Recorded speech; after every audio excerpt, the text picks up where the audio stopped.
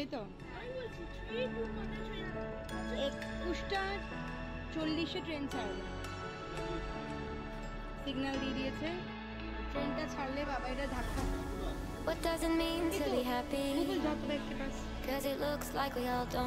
Hello everyone and welcome back to my channel Shape of Life with Kairav. সেই দিনটা চলে এসেছে, এবার আমার গুয়াহাটি ফিরে যাওয়ার পালা। ছোট্ট ছোট্ট করে কিছু ক্লিপিংস রেখে দিলাম। এটা আমার বড়দাদা, লাস্ট ক্লিপিংসটা বড়দাদার আমার সাথে এইবারের জন্য। আর এটা হলো হামলু বেবি।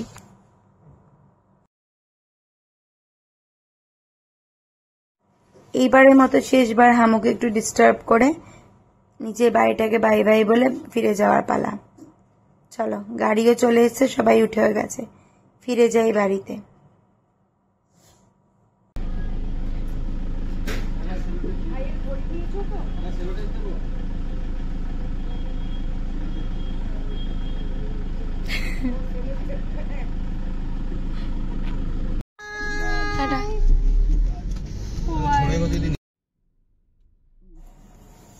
জীবনটা জানো তো খুব ছোট্ট, এখানেই জন্ম এখানেই মৃত্যু, মাঝখানে কিছু মানুষ যুক্ত হবে বা কিছু মানুষ ছেড়ে চলে যাবে।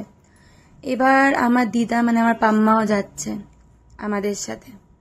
সব মানুষকে তুমি জীবনে সমানভাবে পাবে না, বা সব মানুষ তোমার সাথে জীবনে সমানভাবে যুক্ত হবেও না। কালকে সোমবার, ভোলে বাবার বার, তাই এখানে সবাই চাকলা যাচ্ছে ভোলে বাবাকে জল ঢালতে, কলসি কাঁধে নিয়ে। আমরাও ছুটে চলেছি গাড়ি নিয়ে হাওড়ার দিকে। কিছু কিছু স্মৃতি যেরকম ভালো থাকে, কিছু কিছু স্মৃতি সেরকম বাজে থাকে। বাজে স্মৃতিগুলোকে মনের মধ্যে রেখে দেওয়াই ভালো, আর যেগুলো সুন্দর স্মৃতি সেগুলোকে সবার সাথে শেয়ার করাই ভালো, এটাতে আমি বিশ্বাসী। কথায় আছে যে গরুটা দুধ দেয় সেই গরুটা লাচ্ছা খেতে লাগে, কিন্তু বাস্তবটা ঠিক অন্য। যে গরুটা দুধ দেয় তার দুধটা তো সবাই নিতে পছন্দ করে, কিন্তু তার লাথি টানা, সেটা মানুষের সাথেই হয়। মানুষ শুধু নেবে তোমার ভালো কাজগুলো, কিন্তু তুমি যদি তার উল্টে তাকে কোনো কথা বলো, সেটা নিতে সে কখনোই রাজি নয়।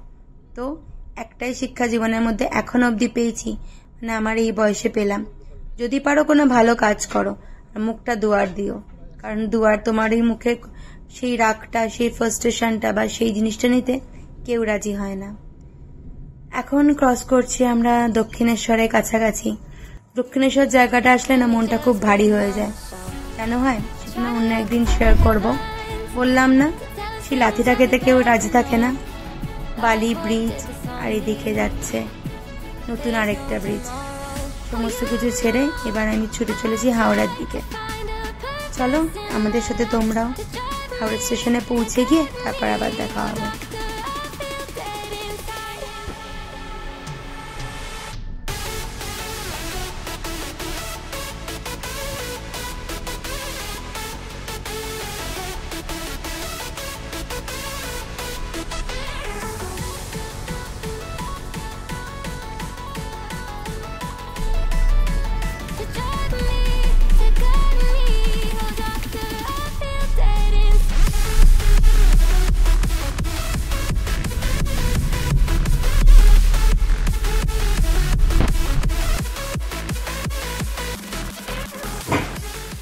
চলে এসেছি হাওড়ার কাছাকাছি, সেই বিখ্যাত হাওড়া ব্রিজ। জানো, হাওড়া থেকে না এসপ্ল্যানেড অব্দি মেট্রো চলে, যেটা যায় গঙ্গার নিচে দিয়ে। এবার আমাদের ভাগ্য হয়নি, তবে নেক্সট বার চললে অবশ্যই সেটা তোমাদের সাথে শেয়ার করব। গাড়িটাকে না নিয়ে দিবাকর বললো পুরোদমে স্টেশনের মধ্যেই ঢুকে দেবে। স্টেশনের মধ্যে গাড়ি পার্কিং করলে পার্কিং চার্জ 300 টাকা, আর তুমি যদি স্টেশনের বাইরে গাড়ি পার্কিং করো পার্কিং চার্জ 71 রুপিস। তো আর গাড়ির ভিতরে পার্কিং করলে কি তোমার কুলি খরচাটা লাগছে না, সেই সমস্ত মিলিয়ে দিবাকর বললো না গাড়িটা ভিতরেই চার্জ করি। আর যেহেতু আমাদের ওখানে মিও আমরে পাওয়া যায় না, তো কলকাতার লাস্ট বারের মতো মিও আমর স্টেশন থেকে নিয়ে নিলাম কিছু প্যাটিস বাচ্চাদের জন্য। বুবুলের নাকি খেতে ইচ্ছা করছে না, এটা ভাবা যায়? এটাই সত্যি কথা। খেয়ে খেয়ে কদিন ট্যাঙ্কি এত পরিমাণে ফুল করে দিয়েছে যে লাস্টের দিন আর কিচ্ছু খেতে পারছে না। তোমরা দেখতেই তো পেলে ট্রেনটা দিয়ে দিয়েছে। বাবাই পাম্মাকে নিয়ে গিয়ে গেছে। ধীরে ধীরে পাম্মার তো হাঁটতে সময় লাগবে, তাই আমি আর দিবাকরের জন্য ওয়েট না করে, কারণ বুবুল গেছে বাথরুমে দিবাকরের সাথে, লাগেজগুলো নিয়ে এগিয়ে গেলাম। কারণ কতক্ষণ বা টাইম লাগবে, দিবাকরেরও একটু কোমরেও ব্যথা হয়ে আছে, কি বা করবে, এসে আবার একটা বড় টেনশনের রোগী। টেনশন করতে থাকবে, তাই আমি নিয়ে এলাম ব্যাগগুলো। এই দেখো ট্রেনটা ছেড়ে দিয়েছে স্টেশন চত্বর থেকে, লাস্ট বারের মতো ছুঁয়ে থাকা। যারা আমার বাইরে থাকে না, এটা যে কি অদ্ভুত ধরনের একটা ফিলিংস, স্টেশন থেকে ধরে থাকা, স্টেশন থেকে ছুঁয়ে থাকা, যেন একটু হলেও কলকাতার স্পর্শ হয়ে আছে। তাই এই মোমেন্টগুলোকে ধরে রাখলাম আমার গ্যালারিতে। চলো, বসে গেছি আমরা সবাই খুব ভালো করে। এবার গন্তব্যস্থল গুয়াহাটি। এই লোকটা দেখো খুব সুন্দর না গান গাইছিল, আর মাঝে মাঝে একটু ডিস্কো ডান্স করে দেখাচ্ছিল। আর পাশের লোকটা বললো, এই দেখো পাশের লোকটা হাসছে, বলে প্লিজ প্লিজ কিছু মনে করো না। বাবাইকে দেখাচ্ছিলাম, দেখ বাবাই লোকাল ট্রেন আর দূরপাল্লা ট্রেন একসাথে 3টে ট্রেন ছুটে যাচ্ছে।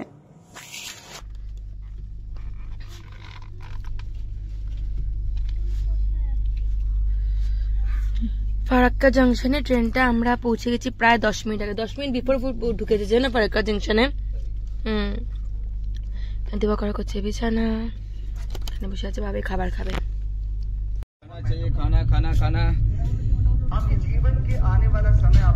স্টেশন থেকে দই আর লোটানো হচ্ছে মিষ্টি, ছেড়া 3জন।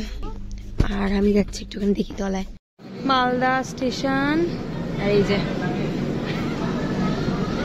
আমার একটু নেমে দেখি কেমন দেখতে মালদা স্টেশন থেকে।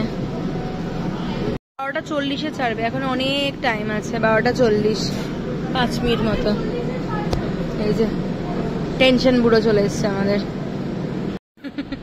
পাম্মা উঠে বসে আছে, আয় নামলে নাম আয়। এই যে আমি বুবুল, আমরা খেতে খেতে খেতে খেতে ট্রেন জার্নি করছি। চলো 3, 2, 1 ধাক্কা মেরে পাপা আর বাবাই দুজনে মিলে ট্রেনটাকে এগিয়ে নিয়ে যাবে, তাই তো? 21:40 ট্রেন ছাড়বে, সিগন্যাল দিয়ে দিয়েছে। এই দুজন মিলে ধাক্কা মেরে ট্রেনটাকে স্টার্ট করবে, আর আমরা দাঁড়িয়ে দিয়ে রবট দেখবো। হ্যাঁ বুবুল,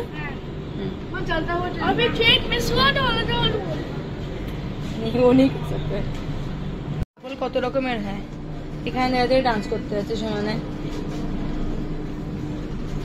আমরা যদি আগে জানতাম আমরা ডমিনোজ পিজা অর্ডার করতে পারতাম। পুজো চলে গেল কতগুলো ডেলিভারি দিয়ে। নেক্সট টাইম ট্রেন জার্নি করলে আমরা ডমিনোজ পিজা দেবো, যে কোনো বড় স্টেশন। ঠিক আছে, মুখটা ভেঙে একবার ভেঙে দেখিয়ে দাও। না না, নেক্সট টাইম শ্রাবণ মাসে প্রত্যেকবার ধরে আমরা জার্নি করবো। 12, 21, 39, 40 ছাড়বে। ট্রেনটা ছাড়লে বাবা এটা ধাক্কা। এই তো বুবুল যত ব্যাগকে পাস। মালদা আম নেমে যাচ্ছে, ছেড়ে দিয়েছে মালদা স্টেশন। আর এই যে বাথরুমে গেছে, ট্রেন চালু করে এলো। এই একজন আরেকজন আসছে, এখানে ব্যাগ আছে চলে আসছে, তাই ভাই তো আছে না, ভাই বাথরুম গেছে। একদম ওইখানে বুবু আর পাম্মা, এখানে বাবাই এই যে আসছে আসছে।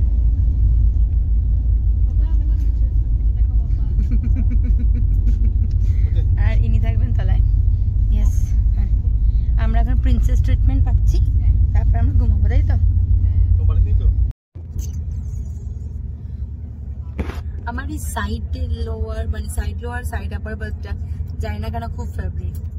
তো বসে আছি এখানে, কালকে সকাল 10:30টার মধ্যে আমাদের ট্রেন থেকে নামা, ততক্ষণ অব্দি আমি এখানেই থাকবো, নো নামানামি। তো চলো আমিও ঘুমাই, তোমরাও থাকো জেগে, তোমরাও ঘুমিয়ে পড়ো। Bye bye. যেরকম কথা সেরকম কাজ, একদম কামাখ্যা ঢোকার আগে আমি ঘুম থেকে উঠেছি, উঠে ডাইরেক্ট নিচে চলে এসেছি। মাঝখানে একবার ঘুম ভেঙেছিল চায় চায় চায় শুনে, কিন্তু আমি যা মানুষ, আমি একটা ফোঁটা উঠিও নি, চা খেতে নামিও নি। এই যে পুরো ঘুমন্ত চোখ। তবে জানো তো ট্রেন জার্নিতে না ঘুমটাই মেন। যদি অফিসে একটু বেশি করে ছুটি পাওয়া যেত তাহলে হয়তো ট্রেন জার্নিটা আরো অনেক বেশি আমরা করতে পারতাম। শুধু এই টাইমের অভাবেই বেশি ট্রেন জার্নি করা যায় না। কিন্তু যদি কেউ বলে তোমার ফেভারিট কি, তাহলে আমি একবারেই বলবো ট্রেন জার্নি। আমাদের সব ব্যাগস আর এই যে সব ব্যাগের পার্সনরা পৌঁছে গেছি গুয়াহাটি স্টেশনে। দিবাকর এখানে, পাম্মাকে বলেছি বসে থাকতে। আর এই যে লাস্ট পথিক বেরোচ্ছে। পেলে ব্যাগ আপনার নেলো আছে, ব্যাগ ব্যাগটা নাও, জায়গাটা দেখে। Bye bye. উপরটাও কিছু হারিয়ে আছে নাকি? এই যে বড় বড় সামান পেয়ে গেছি আমরা, ছোট সামান আছে লেগে গেছে। কোন দিকে? হ্যাঁ দিব, এটেন্ডারটা বললে এদিকে দেবে। আর কুছ মেরে আকা পাপা, তুমি নেমে যাও, আমি নামিয়ে দাও তোমাকে, ঠিক আছে? ঠিক ঠিক, ভেরি গুড। এত ঘুরতে ঘুরতে না একটা জিনিস বুঝে গেছি, যত লাগেজ কম কুলি খরচা তত কম, আর একটা জিনিস হলো তোমার হেডেকও তত কম। তার জন্য আমরা প্রত্যেকটা মানুষের মাথা পিছু একটা করে ব্যাগ নিই, বাবাইয়ের একটা, বুবুলের একটা, দেবাকরের একটা, আমার একটা, 4 জনের 4টে ব্যাগ। আর যা জিনিসপত্র নেবে তোমার ওই একটা ব্যাগের মধ্যেই নিতে লাগবে। ভালো না বুদ্ধিটা? পারলে তোমরাও ইউটিলাইজ করো। এই সময় বোনকে ডাক্তার দেখাচ্ছি, আজকে এই সময় এখানে। তার আগের সপ্তাহে সোমবার দিন আমরা এখন নিতুর জন্য হসপিটালে ছুটছি। জীবন একদম একটা নিজের মনের কথা আজকে শেয়ার করতে চলেছি। জানি না কেন যখন প্রত্যেকবার বাড়ি থেকে গুয়াহাটি ফিরে আসি না, এমন হয় যেন মনে একদম ইচ্ছা করছে না বাড়ি ফিরতে। চাকরির জন্য ফিরছি বা কোনো রেসপন্সিবিলিটির জন্য ফিরছি, সেই টানটা আমি এখানে এখনো বসাতেই পারি না। প্রথম কদিন খুব মন খারাপ হয়, যেন মনে হয় ছেলে মেয়েগুলোর জন্যই বাড়ি ফিরে আসা। এটা কজনের হয় প্লিজ আমাকে কমেন্ট করে জানান। আজকে তাহলে এইটুকুনি শেষ করলাম, দেখা হবে জলদি।